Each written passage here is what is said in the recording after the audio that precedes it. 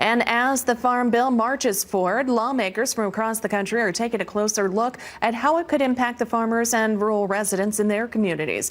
RFD-TV's Sarah Mock dives into northeastern issues with a New York State congressperson.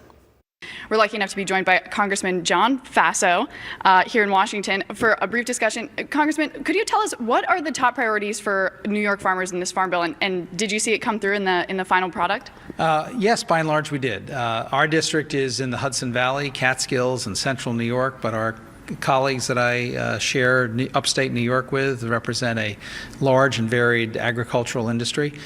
Biggest issue right now is dairy. And dairy farmers are really taking it on the chin. They're getting paid about 30% less than it costs them to produce their milk. And so we have a margin protection program. This farm bill and some other legislation which we've enacted recently as part of the spending legislation will fix that to a degree for dairy, and will create a better, more productive margin protection program for the agricultural interests and our dairy farmers in particular.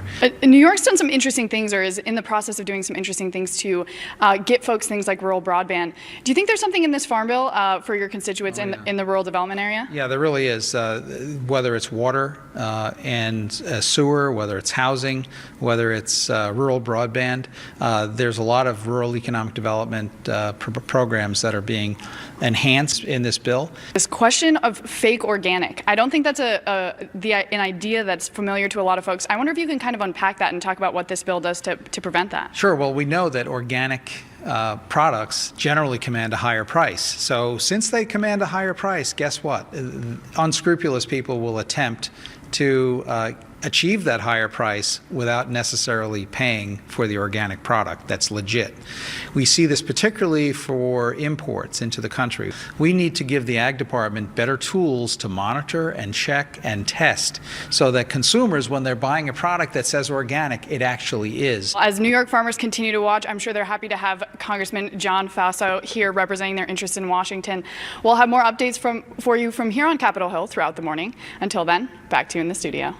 Thank you, Sarah. Well, in 2015, New York Governor Andrew Cuomo dedicated $500 million to a program meant to deliver broadband to every resident of New York. Officials